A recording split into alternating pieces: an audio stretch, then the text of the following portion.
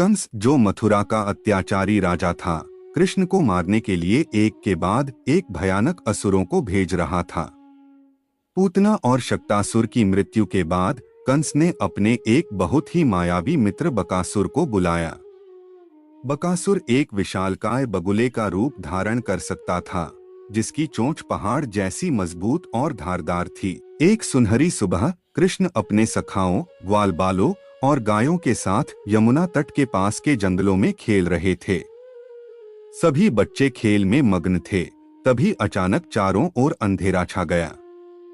बच्चों ने ऊपर देखा तो एक विशालकाय सफेद पक्षी बगुला आकाश से नीचे उतरा। वह इतना बड़ा था कि उसके पंखों की फड़फड़ाहट से बड़े बड़े पेड़ उखड़ने लगे। ग्वालबाल डर के मारे थर-थर कांपने लगे। वह विशाल बगुला सीधा वहां आया जहां कृष्ण खड़े थे। उसकी आंखें लाल अंगारे की तरह धधक रही थीं। इससे पहले कि कोई कुछ समझ पाता, बकासुर ने अपनी लंबी चोंच खोली और एक ही झटके में नन्हे कृष्ण को निगल लिया। यह देखकर बलराम और सभी ग्वालबाल सन्न रह गए।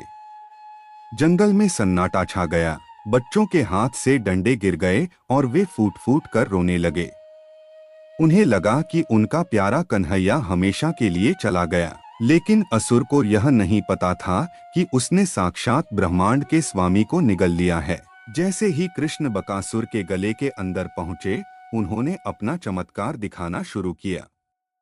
कृष्ण ने अपने शरीर का तापमान इतना बढ़ा लिया कि बकासुर का गला जलने लगा। असुर को ऐसा महसूस हुआ जैसे उसने जलता हुआ कोयला या पिघला हुआ लोहा निगल लिया हो। दर्द से तड़पते हुए बकासुर ने कृष्ण को तुरंत बाहर उगल दिया।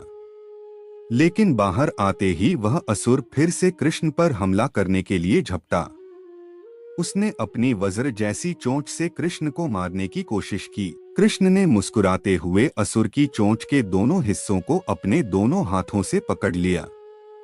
खेल खेल में ही उन्होंने चोंच को वैसे ही दो हिस्सों में चीर दिया जैसे कोई घास के तिनके को बीच से फाड़ देता है। असुर एक भयानक चीख के साथ धरती पर गिर पड़ा और उसके प्राण निकल गए।